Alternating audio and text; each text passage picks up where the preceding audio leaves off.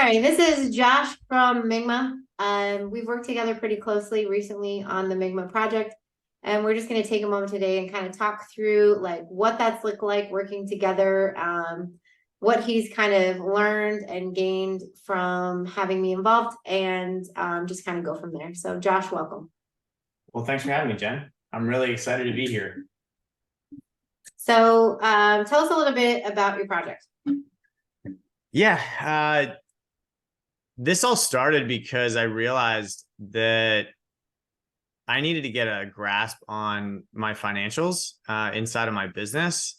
And I had woken up one day with $58 in my bank account, and I knew that we had a service company that we had been generating revenue over a 3-month period. And ultimately what happened was my payment processor was holding over $30,000 that had not been released because of a small little thing that I needed on the bottom of my website.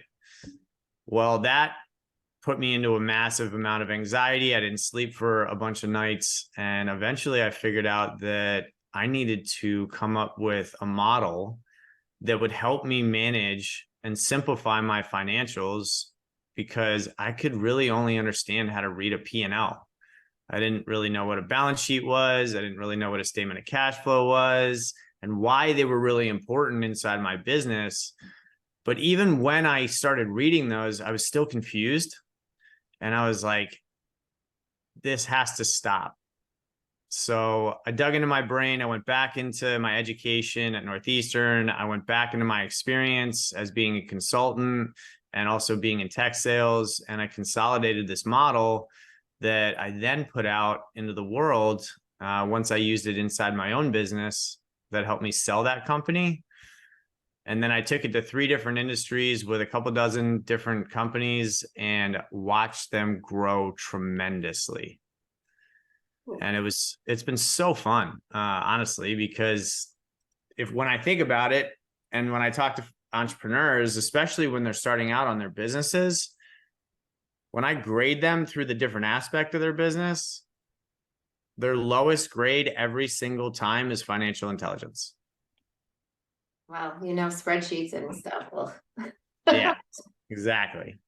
yeah, But that's the goal, is to help simplify financials for entrepreneurs, but also help teach them profitable business behavior so they can actually manage their business like Wall Street analysts do and like the most successful entrepreneurs in the world do. And that's our mission. That's super, super cool. So you can see by my reaction just now that looking at financial spreadsheets is not my favorite activity. And I've used your product and it's dramatically changed my business. Just as a side note, from negative 84% profit because of a hurricane, not because I'm a bad business person, but negative 84% profit to 15 to 18% profitability 6 months later, which is a huge turnaround. That's 100% turnaround. And it's simply from using your spreadsheet to make actionable decisions about my business. So just a side note, your shit works. But in that, this building of a relationship, we've started to work together hand in hand on this project. And to tell you, I know jack shit about finances to be an understatement. I mean, I know I read a P&L and all the basic stuff, but outside of that, it's beyond my realm. But working together, I feel like we've effectively made some big leaps in your business with some help and support on my side. And you're a great knowledge of finance. So do you want to talk about that a little bit, what that looks like? Yeah, absolutely. I mean, you and I have developed a good relationship actually over the course of 2 years almost. Yeah, That's a couple years. Right. And, I look for that when I look for working with people and trusting people, especially in the business realm, of developing good relationships and who aligns with the values that I have. And you share the exact same values that I do, which I'm incredibly blessed that, we came together the way that we did. And we eventually ended up having an opportunity for, you fitting a need of, actually something that I don't have a mastery in. Even though I have a degree in marketing, I don't have a mastery in marketing. And I saw the level of conversations that we were having. And the level of intelligence that you have when it comes to not only marketing, but other elements of the business and how marketing can actually affect that. And, you know, when it comes to that kind of full circle, it's important that, at least to me, that I bring in A players to work with who really help me on the other side of skills that I feel like are a weakness for me. And you have a massive amount of strength in that space. And you've helped me even understand and get over fear of sitting in front of my computer and actually creating videos and doing things that are going to generate revenue for Mingma, because, you know, our mission is to change the world and help simplify financials for entrepreneurs so they can keep growing their businesses and actually improve their lives. Yeah, thank you. Thank you for that. One of the key things that I like about working with you is that I can utilize not just my marketing background, which is pretty extensive, like 29 years or some business like that, but also I've owned several businesses and sold a couple. And so I think I can bring that to the table as well. And we've seen instances where we're looking at initial revenue generating activity, right? And you were leaning towards doing an affiliate type thing. And then we collectively came up with a really great idea on how to make your product actually be the money maker, which could lead into then the end game product, right? So you want to talk about that a little bit, what that experience was like? Yeah, sure. You know, when I first started my project, we had an understanding that, okay, we were going to build a product on top of AI, and that was going to be our minimum viable product. But what we realized, and what working with you helped me realize, was we already had a product of high value that we could get out into the market at an affordable cost to business owners that can help them now, while we're developing the software product, and while we're looking at that long-term game of getting a full, you know, ERP, GRC system out into organizations to help them make better decisions. But there's always a starting point. And in entrepreneurship, what I've learned as a major lesson is whatever plan you have is great. It can give you your targets. But most of those plans go to shit unless you have people around you that can help you actually make the decisions that you need to make when you need to pivot and get to where you need to be at that time so your business survives, right? Because where my business is today, and after having sold a first company, right, I know that my business right now is in survival mode. Every dollar counts. Every person that I bring on counts. Every conversation counts, right? And what you've done is you've helped me realize that we have something already that's great, that will make an impact, that we can get out into the market so we can generate revenue, so we can continue to reinvest back into the business, so we can continue to grow, which only helps the mission of creating $1 billion company. Right. It's not just about the money, but the impact that that's going to have, and creating an affordable product that, you know, business owners from $1 to $2 million can actually afford and get to their bookkeepers and their accountants, is something that I didn't think about. And you helped me through that. Well, you know, like what they say, sometimes you can't see the forest for the trees, because you have been so ingrained in building the thing that you lost sight of the very simplicity of what you already had. And also sometimes we take it for granted. Like you've been using the initial product for how long? Forever, right? You've been using that forever. And yes, it holds value. And yes, it's amazing, but like you used it for you and for your clients, but you didn't think about other people being able to utilize it for themselves and possibly like an accountant's, their clients. And I think that you just didn't see it because you never used it that way. And so with coaching and stuff, I think it's just like really good. And I have several coaches myself. They help you see the things that are right in front of you, because you've lost sight of what it can actually do because you're so used to doing it a certain way. And so you can't really like see it per se, and they just like kind of open your eyes and broaden your perspective on what's possible or other options, because again, when you're mired in it, it's really hard to see your way out. It's just like, you're just in it and you're just doing stuff and grinding and doing the thing, right? Yeah. But from an outside perspective, you a lot of times can like see very obvious things that other people can't see. Yep. As far as building out like a marketing plan, when we were talking about that, we talked about the math involved in it, right? First and foremost, and then how do we get ROI and how do we get a customer lifetime value and all those kind of things. When you've talked to other marketing companies, I know you have a degree in marketing, but have they ever dug into that kind of stuff with you? No, not necessarily. I mean, what they'll do is they'll spit out reports on, what's going on based on the services that, they provide based on what we chose. Right. And I mean, a lot of times what happens is, and this is a true story. I blew $50,000 in marketing my first year in business and that were wasted money. That was wasted money that had no ROI to it whatsoever. And I had to get really freaking smart about how to vet marketing companies. And I had a mentor at that time who had created a multi-billion-dollar company. And I actually taught him what SEO meant, which is really funny. That's like one of those things that, because he was so against it. He was like, no SEO, blah, blah, blah. I was like, okay, I get it. But that's only one aspect of marketing, right? Oh, yeah. And eventually what we did is we figured out that, the math that comes with marketing is really the understanding of, being able to understand your financials and what your revenue streams are and what your gross profitability is per revenue stream. So you can reinvest into those high profit marketing streams, right? And when we talk about math, you and I, it's okay. We know that we got to go out and test in different areas. We know that we need to grab data. We know that we need to make smart decisions based on what the data tells us, because assumption is the mother of all fuck ups in business. Yep. It is, right? You can assume, and what most business owners assume is everybody else is exactly like them.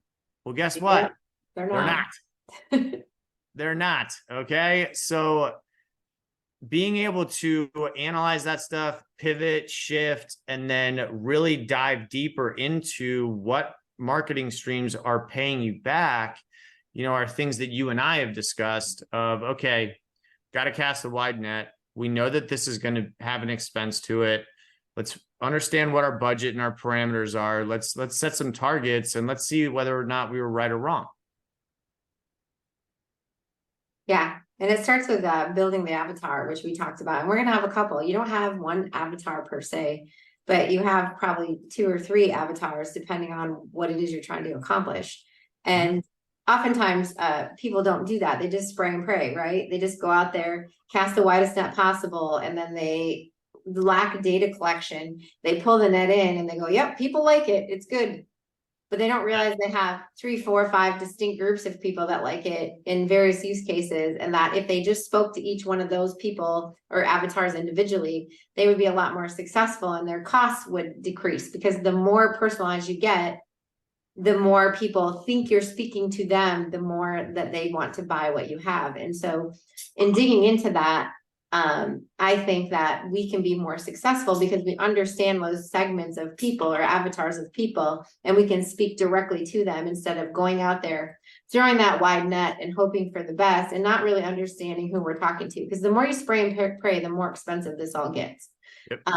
And so it's just not a good tactic in general. It's really better to like really focus in on who it is you're speaking to. And so it's not always going to work, right? You might think you're talking to accountants, but it turns out you're actually talking to accountants assistants. But you narrow it down enough so you can figure that out and actually target them accurately. Yeah, I couldn't agree more, because you are, you got to be willing to light a little bit of your money on fire in order to get the, ROI that you need to see inside of your business so you can make better business decisions. And a lot of business owners, live and die by, what's in their bank account and put their personal wealth on that. Right. And one of the best things that I was taught very early on from even family was build your board of directors. Just like you said, you have coaches, I have coaches, right? We're both coaches, right? And ultimately that's just more of a passion than I think, what we do as real entrepreneurs, because you and I are both real entrepreneurs with successful track records that have helped multiple companies. You've sold multiple companies. I've only sold one yet. Time will tell on, where things go with that. But ultimately, it's about making an impact and surrounding yourself with people who will see your blind spots. And that's incredibly important, whether that's your team inside your organization, but you also need a higher level of thinking. And you need that board of directors surrounding you that have great skill sets in legal, in finance, in marketing, personal development, leadership. All of those things, they all come into play within business, right? And if you can find somebody like yourself who has 30 years experience, well, you have experience not just in marketing, but how marketing goes across all the other platforms of the business and how they affect it, which means you become such a valuable asset to anybody who wants to work with you, because you can understand what the problems or potential problems are going to be before they run into that and before they start burning more cash. And it's an investment. Yeah, there's also that other aspect that, I kind of bring to the table is I am also a business owner, and I'm not a solopreneur. I have a staff of about 20 people right now. And so I say this a lot is like, when they say you're a jack of all trades, master of none. But to become good at something, you need the 10,000 hours, right? That's like a standard knowledge. It's about 5 years of working. So in my 30 years of career, I am really good at 6 things. Let's just say, right? I've had the opportunity to master 6 things, but the 6 things I've mastered haven't been all about marketing. The last, 5 years or so, 6 years, I've been working on leadership instead of on a marketing skill, because I'm no longer doing those things. I've hired people that are experts at those things to work for me. So I've had to level up my game to be a great leader instead of a great marketer. And so how do you feel about that personal development coming to the table as well? Because it's not just marketing advice, but it's also like good leadership. Hang on, I want to back up there for a second, okay? Because you had mentioned that quote of a jack of all trades is a master of none, right? Yep. But that full quote is actually a jack of all trades is a master of none, yet still better than a master of one. Right. And that comes through that experience, right? And having that wide depth, but then having the years of experience wide landscape and years of experience gives you depth of knowledge into each one of those elements that you've been involved in. And that's so important, because people are like, oh, well, what do they actually do? Right. Or are they marketing specialists? Are they this? Are they that? Like, if you're an entrepreneur or you're somebody who needs coaching, like, you have weaknesses in other areas that you need help. And like, you've got to go out and find it. Otherwise, you're going to do it on your own. You're going to make a lot of expensive mistakes. And what most people think about when it comes to coaching is, okay, this is like an expense, when in reality, it's a tax write-off. First off, you can either give that to the government or you can reinvest it back into yourself. Okay. But you're also hiring somebody for their experience and all the lessons that they learned through their businesses and the failures that cost them money, so you can get there faster. And you can see your blind spots. Bingo. Because Right. they can see your blind spots. And a lot of it, a lot of the value I've received all the time is mindset, right? When you get imposter syndrome, when you're, questioning your worth, and when you're scared to do hard things that you're not comfortable with, when you have somebody that's like kind of pushing or encouraging you and walking you through it, it's a lot easier than you trying to convince yourself to do it. Because it's super easy to convince yourself not to do it and be like, oh, I hate making videos. I don't want to do that. And it's real easy to procrastinate. But if you have to check in with somebody, it's like going to the gym. You have to check in with somebody, you have accountability, and then you'll probably do it because somebody's going to give you hell for not doing it. They're going to be like, oh, I thought you were doing the video. Well, you can't make excuses when somebody else is listening. Yep, it's true.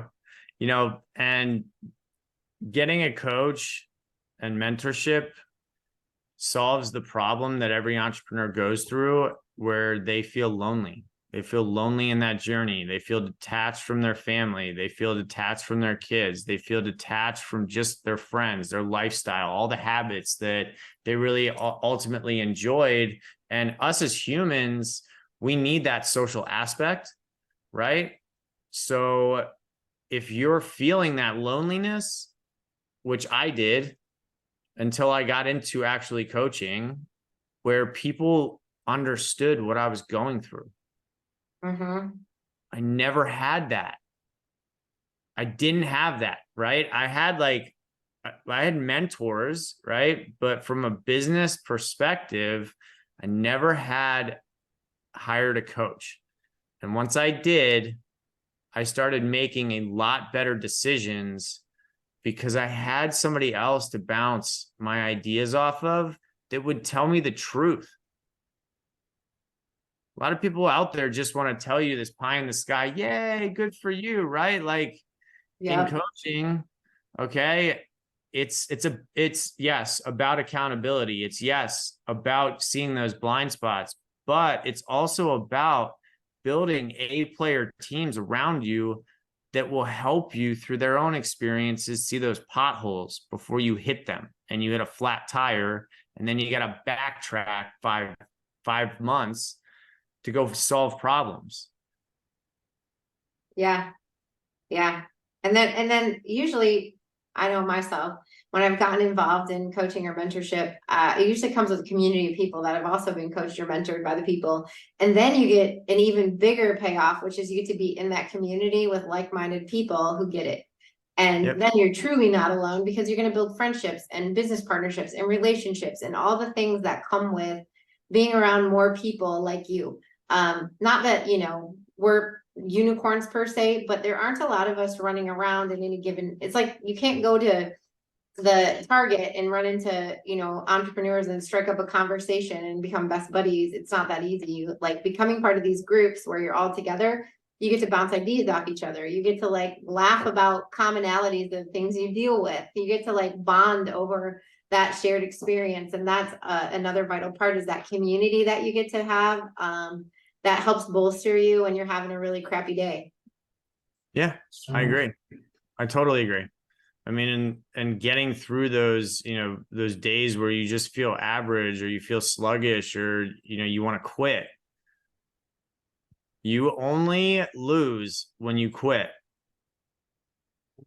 Yeah. You can fail as much as you want. And trust me, every single one of us, you and I included, have failed so many times over and over and over again that those lessons have been imprinted in us to the point where we don't want anybody else to feel those, which is why we want to help them.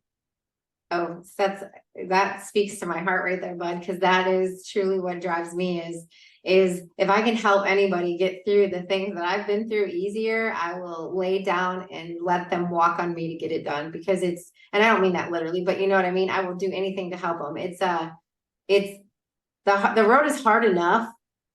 Why not take like the easier route instead of jumping in every pothole and tripping over every stick and banging your head on a tree and all the things that we've all done a million times, like that you could easily prevent if you had just known. Yep. And I think being a great coach, and this is what you have, is having a huge heart and really actually wanting to impact people in a positive manner. And we all have those times where we need that kick. of, hey, like stay in your lane and stay focused. But it's how you deliver those types of messages is so important, because when you're with the right type of coach and you're with the right type of people that are around you, they have a higher level of emotional intelligence in leadership capacity, that they have the capabilities of getting the best out of you. That's what I've seen in you. That's why I decided to work with you, is because you and I understand on that level of emotional intelligence what's needed, right? Because we've gone through the self-awareness. We've gone through those elements of having to regulate those emotions. We understand what motivates us. A lot of times it's pain, right? Oh A yeah. lot of time we are 10x more motivated by pain than we are by pleasure. Okay. But it doesn't mean you don't reward yourself. It just means that you got to understand which pain you can use as fuel. And it all comes from fear. And it's just, there's 6 of them. Most of them, at least for me, it used to be fear of criticism. Now I don't really give a shit. Like you can hate me or you can love me. It's up to you. I still value relationships, but one of my core values is love those that love you back, because not everybody's going to love you. 50% of people are going to hate you. 40% are never even going to tell you they like you. And 10% are really going to support you. Yeah, look at those numbers. And you gotta get around that 10%. Yeah. And that's key to making it through this entrepreneurial journey, is getting around that 10% that cheerlead you and support you, and also tell you the hard truth. Because sometimes you need people in your life that are not going to just rah you, that they're actually going to be like, bitch it to you. You are the problem. So go fix it. Yeah. And that's the valuable people to keep around, is the people that can in fact break it down for you, as well as cheerlead for you, and make you look really hard in the mirror and go, shit, I'm my own problem. Frick, I gotta fix it. Yep. And it starts with, I mean, I've seen this in my own coaching, and it starts with understanding your own self-awareness, and start becoming more aware of the bad habits that you've created due to not learning the lessons that have been sat right in front of you. Right? It's like, what's the definition of insanity? Repeating the same thing over and over again, expecting a different result. So when you engage with coaches like yourself that understand that behavior is producing that result, and all that person needed was a third-party perspective to say, hey, this is the result you keep getting because you keep performing this behavior. And they finally go, oh shit, that's right. There's a light bulb moment that goes off in their head, and they go, okay, how do we put parameters around that so we make sure that we don't keep making the same mistakes? Yeah, that's key, right? Like, and it's like, again, you don't know when you're in your own way. You just don't know until somehow you get enlightened, or it becomes so tragic you don't have a choice but to look at it, or somebody points it out. Yep. Yeah. So 100%. why let it get tragic when you can just have somebody step in and say, hey dude, right there. Yep. Hey dude, right there. Exactly. I mean, this is something that's, I think helped with our relationship, is you pointing out blind spots to me, and understanding, and me also having to trust you because of the relationship that we've built and the person that I know who you are, that you're going to do what you think is best for us as a collective, as a team. And when I look at anybody that I work with, I look at them as family, and I look at them as my team. And that I have to trust you, that you have the experience and the knowledge. And even if it doesn't go exactly to plan, that we're going to work together to figure it out. Right. Right. Because yeah, how many times have you been with people that like have these great ideas, and then when it goes to shit, they leave you high and dry and blame it on you? Too many times. Right, right. That's the worst is like, yeah, I know. Whatever, it's your fault. It's because you did this or you did that or you did this. And they take no responsibility for that part of the decision making. It just drives me mad. Yeah. Yeah. It's so true. It's so true because they're like hands off, right? I mean, you do need to take ownership for your own actions, right? And as coaches, like if you were coaching me, like you have no control over what I do. You can only, give me the lane that you think I should be in and the actionable steps that I need to take. It's the people that don't work out in coaching are the people who are not willing to do the work. Well, they want an easy button, right? Like we all want an easy button. It's like weight loss. What do you want to do? Take a pill, sit on my butt, eat whatever I want, do nothing. Everybody wants that magic bullet, and there's no magic bullet in life. You have to do the work. For everything you want, you have to do work. It's not just going to fall out of the sky. It's not just going to show up at your door. You have to like decide you're going to do it. And, signing up for a gym membership doesn't make you fit. Yeah. And I was just thinking about this is, there's three things that I've identified that make entrepreneurs, or at least myself, successful in my entrepreneur career. The first is adaptability. The second is grit. And the third is patience. And Yeah, where coaching fits in on that is the adaptability part of it and helping you be more patient. Because patience, okay, also comes with discipline that then creates consistency. And when you have those elements and you have somebody holding you accountable, you're going to continuously perform those actions that you've been running away from that are actually your path through to the life that you've always wanted to have. But most people can't identify the fact that the comfort level that they sit at right now is what's destroying their future potential. Oh, absolutely. I look like I had a conversation in our group, a chat or whatever, and it said like everybody's talking about like the most growth is where you fear the direction you fear the most, right? You get the most growth out of that. It's hard, scary, but that's where you grow. You don't grow in comfort. You just chill, right? And that's a hard one too, is taking the initiative to just be scared out of your damn mind every day for a long time. Yeah, I agree. And a lot of people just need somebody to give them permission to go and do it. Yeah, they do. And they also need permission to fail. Yep. They do. Lots of people need permission to fail because they get all caught up in perfectionism and micromanaging and doing all these things because they're scared of failure. When all they really need is permission to fail. You can fail. You can fail a million times. You can't quit. And so, and in failure comes great learning. It's scary as shit, but it's great learning. Every time you fail, you learn so much stuff not to do again or how to do it better, all that crap. So I think those are the two things that go hand in hand is great permission to fail. Mm-hmm. But also knowing that you have somebody next to you that is going to help navigate those waters when you do hit those roadblocks. Yeah, because it's easier that way for sure. Right.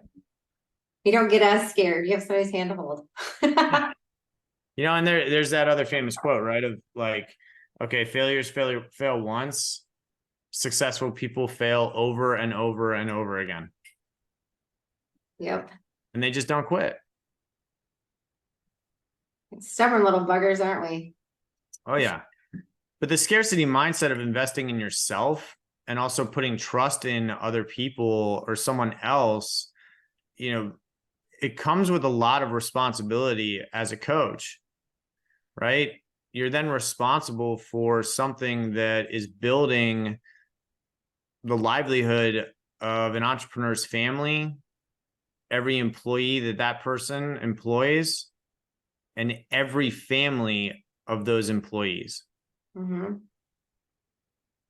And when I realized what I was doing in my first business, and I'll never forget the day that my very first employee came to me and said that I had this on my 10-year goal plan and I bought my first house in 14 months. And I didn't even think that it was possible. Oh, I would have got all choked up because, girl tears and things, but I would have got all choked up with pride for that person. Oh, I cried. They did the work. They did the work. Yeah. And they did the work. And they were willing to stay focused. But what I realized is, as entrepreneurs and even as coaches, like, we're helping people. The impact that we make has a spider web effect through everybody that we touch. Yeah, and you can be responsible for literally hundreds of people without knowing it, because you are responsible for not just your employees, but their families. And that creates a vast network of responsibility that you have to take very seriously. And I think a lot of people don't take it seriously, and they should. They really should think about that. And not to say you should get stressed out about it, but more like, look at the impact you can have, especially with generational issues, right? When generational wealth and things like that, like, if you lean into your leadership, you can actually change people's entire families for the better if you just teach them some skills and you just treat them like family and you just do the small things. It isn't about like pay them tons of money, although everybody loves that. It's about the value and skills you can actually impart upon them so that they're better off when they leave you than when they met you, and taking that part of it seriously. Yep, I agree. And that's the weight and the responsibility that you carry, but it's also the purpose that you find as you start hiring employees and you input what we're talking about right now, right? Because a lot of entrepreneurs live in a scarcity mindset. They've never been trained on, what the business aspect or the leadership aspect is, right? Because most people come from an industry and become an expert in an industry, but they don't understand what happens at the top level and how many different pieces you have to manage as that top person in an organization. Like, you're responsible for the decisions that impact basically 3 different areas of your business: sales and marketing, your operations, and your finance and administration. If you break them down very easily, right? You are responsible because everything rolls up to the CEO and the founder. Whatever you want to call yourself, I don't give a shit, right? Like, title's a title. Did you start the business? Yes. Do you have employees? Yes. You have a responsibility now to become a better leader. And if you don't have good leadership skills, you need to go out, find people who have done it successfully and changed other people's lives and have a great track record of doing it. There's a lot of fake ass coaches out there. I know some of them who have built their coaching program on the backs of other CEOs who are real entrepreneurs.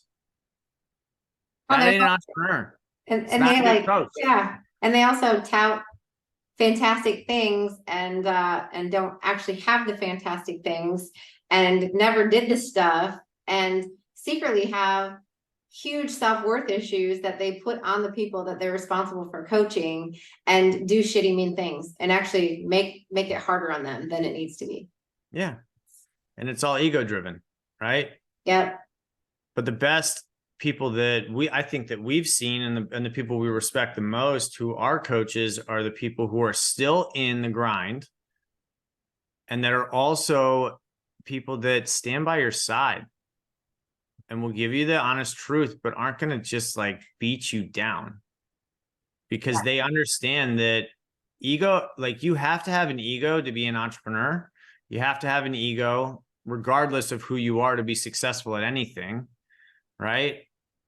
But you also need to understand how to like actually direct that ego into a productive and impactful manner that helps the people, whether that's in your organization or the people that you're coaching. Well, you have an ego, but you don't have to operate in your ego, which I think is a big differentiator between the person who shits on other people and the person who's a good leader. Is you have to have an ego. You even have to be slightly narcissistic in some cases to be good at sales and entrepreneurship. Doesn't mean you're a narcissist. It just means you have these traits that you just have to have them to get that drive. But you don't operate, that's not your lane of operation. You don't operate as a narcissist. You don't operate in your ego. It's just a piece of the puzzle that makes you great. And knowing the difference is what the key is knowing the difference. Like, yes, I have an ego. I don't operate in my ego when helping other people because I can't. I agree. Yeah. And being able to understand that your super ego on top of that is what regulates that ego. Like you, through the stages of maturity, right? People start to understand that your ego is necessary. It also breaks relationships if you're too heavy on one side. But if you don't have enough of it, you can't build self-confidence, which means that you will forever be in paralysis by analysis because you question yourself all the time, right? And then once you go through those portions and understand how to tap into your ego, but also reserve it and keep it in your mind, right? Then you start to develop your super ego. That's like the start of it. Is people were shouting at the top of the mountains that they're the best in the world at this, that, and the other. I don't believe them. I watch the people who are sitting back in a room, kind of sat back, observing everything, because I know that they have so much experience that they're watching how the interactions are going inside of a room. And those are the people that I want to go and talk to. Because there's a difference between like feeling the need to showcase like, oh, I've done this or I've accomplished that, right? Versus knowing who you are and being so confident and comfortable in your skin that you're not arrogant and you're not out there like pushing things down people's throats. You are comfortable right there and you know that what your value is. Yeah, and when you switch from that scarcity mindset to the abundance mindset, you're able to say things like, I think I said to you even when we first started this marketing like Mingma relationship was, I don't want you to pick me. These are other people that are also great at what we do. Find the one that fits you the best with your personality style and go with them. Yep. Yeah, and when you operate like again in abundance, there's no fear. There's no fear of loss. There's no fear of competition. You are better able to advise people to do what is best for them. And in doing so, all the things will come back. Yeah. And just because that's the way the universe works. And so switching that mindset is huge from that scarcity to that abundance where you're just like, yeah, go test the water, go test it all. Find the favorite one. That's the one for you. Here's your permission, right? Yep. Here's the permission. And I'm not sure I think it's really important to note that you're never going to get rid of the scarcity mindset. We all have it. We all have insecurities. We all have narcissistic tendencies because every single person in the world has narcissistic tendencies. It's just how extreme are they? Right? You have to develop a personality. You have to develop confidence. And part of that comes from narcissistic tendencies. You just can't be you want to make sure that you don't align yourself with people that are on like full narcissism and extreme narcissism, right? Because they're constantly feeding their ego because they're so driven by insecurities that they're not good enough, right? But that's also what drives most, if not all, highly successful entrepreneurs is feeling like they're going to fail and that they're not good enough. Yeah, and those insecurities are always chasing us. They're always chasing us. That's the tiger that chases me every day. Is not feeling like I'm ever going to live up to my true potential because I haven't. Because the person I'm chasing is 10 years away from me right now, which means I'll never catch them. But what an amazing race. Yeah. Like what an amazing race that you get to do that. And realizing that that person you're chasing is just you. It's just you in the future. How do you get there? Yep. Day by day, step by step. And by surrounding myself with people like yourself who are A players, that have great values, that have big hearts. They want to help people and actually make an impact rather than like the true nature of what most people want is just that status.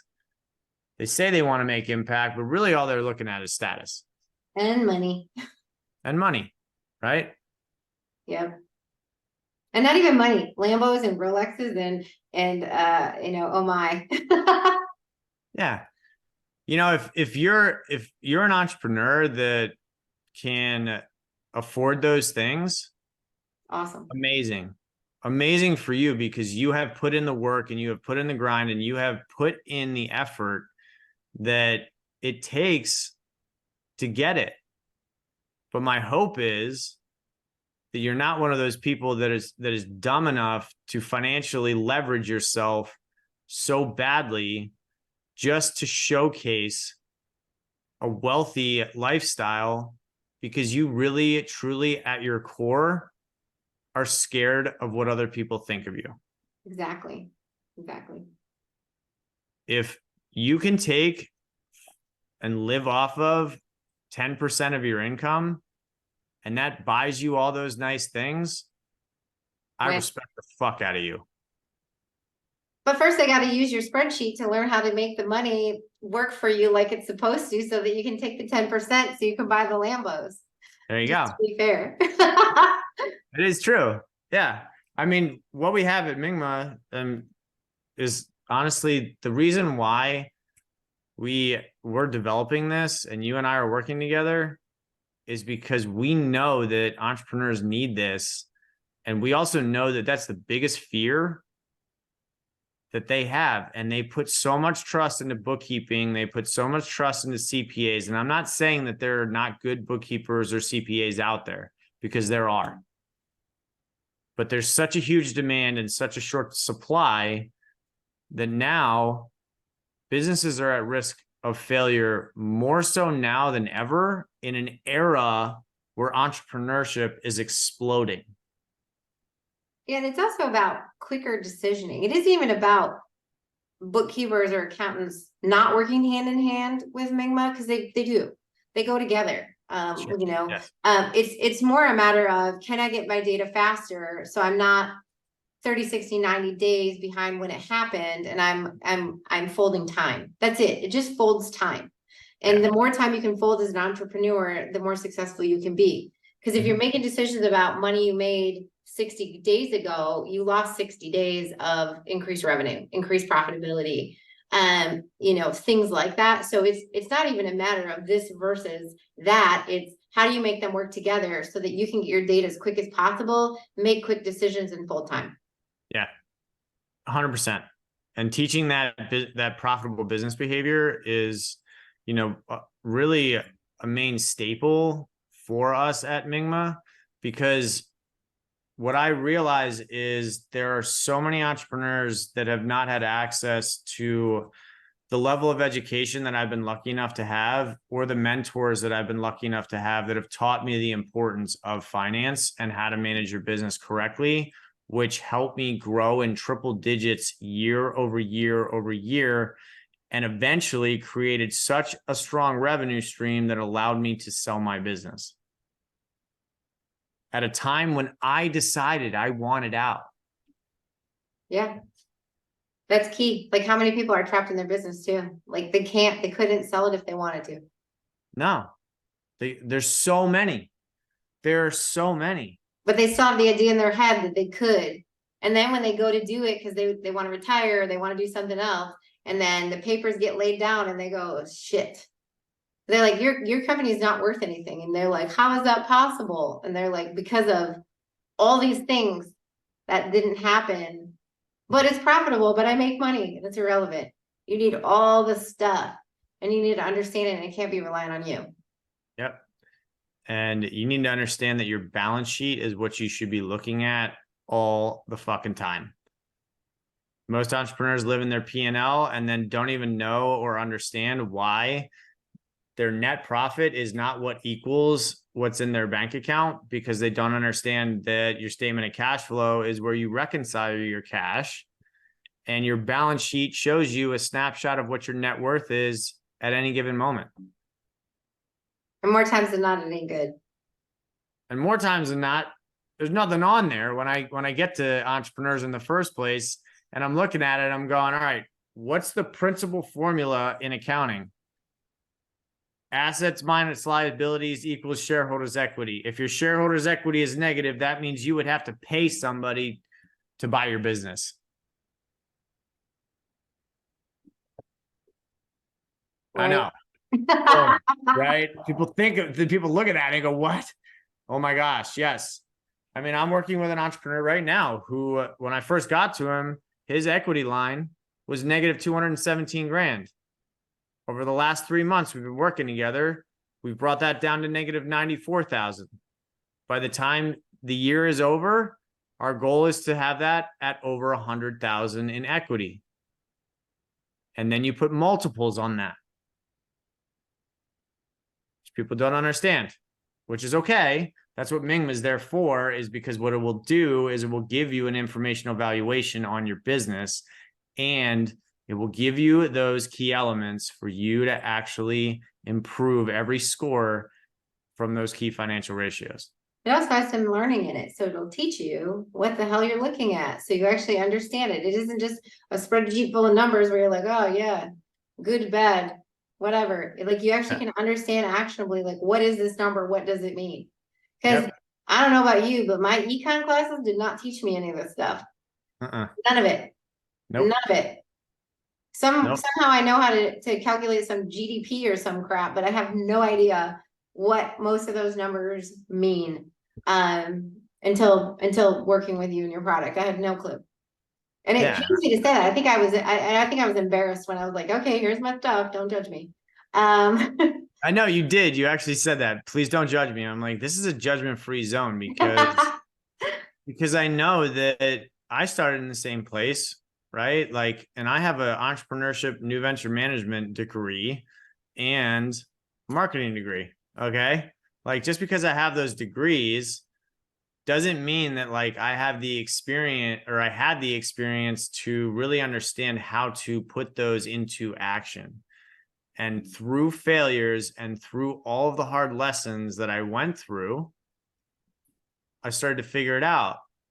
And through an act of desperation, because I had no other choice. That's when you learn the most, in my opinion. Nobody wants to get there, but that's when you learn great things, because you're like, well, here we are. I either figure it out or I fail. Guess I'll figure it out. And you are never more dangerous than when your back's against the wall. So if you can if you can figure out in your mind, and you can have people like yourself who are coaching you, keep you in that corner and keep you pushing to higher levels, you will win. Because you will look back and you will go, I accomplished in 6 months, like you said, what I never thought I could accomplish. Whether that's turning your business around from potential bankruptcy to being profitable, or because of, obviously, you know, weather factors, and Mother Nature can suck and really impacts us, right? Even as business owners, there are things that we can't plan for. Tons of them. COVID should have shown everybody that's what's up, right? Nobody knew the whole world was going to shut down for however extended period of time. And there's nothing you can plan for that would make that okay. Nothing. Yep. Even having reserves doesn't make that okay. It's just nothing you could do. And this kind of stuff happens more and more frequently as technology evolves, and as people evolve. There's going to be more and more things that like you cannot plan for, and you cannot figure out how to deal with it, because it's just going to happen, and you're just going to be like, oh, snap. Now what? And then you have to do stuff. But the more you can understand about yourself with coaching and your finances with something like Mingma, the better off you'll be to adapt and pivot. Because think about the companies that made it through COVID. What did they do? They pivoted. You know, bars couldn't serve alcohol. They were closed. So how many of them did a drink in a box that you could go pick up? Restaurants couldn't have you come in. So how many people put stuff outside in creative ways so that you could come sit in outdoor seating because somehow that was okay, and stuff like that. Like, when people get creative, they solve problems. And in the hurricane, when some of my businesses actually got washed away, they don't exist anymore. Some of them actually pivoted into other things like hurricane relief efforts, and then came back online. And other such things. And so if you have a strong understanding of who you are and your finances, you can do great things. So I suggest everybody digs into that sooner rather than later, and becomes the best version of themselves and really understands their money, because those are the two things that get you through. Yep. 100%. Yeah. And where most coaching starts, by the way, is working on you. I can't even tell you how many people that I've coached that have been successful in it, where I had to change their mindset on, this isn't me coming in and telling you how to increase your sales. This is me coming in telling you how to improve yourself to increase your sales. And then they go, what? Yeah, It's no, not me. It's John that I hired before. It's Thomas that was doing Yeah. the thing. It's Jane that did this thing. No, nope, nope, nope, nope. It's yep, it's you, and it's leadership. And people quit or stay based on leadership. you, guaranteed. All right, so I guess we'll wrap this up because it went twice as long as it was supposed to. But thank you so much for doing this with me today. I super Always. appreciate you. Always. I appreciate you too.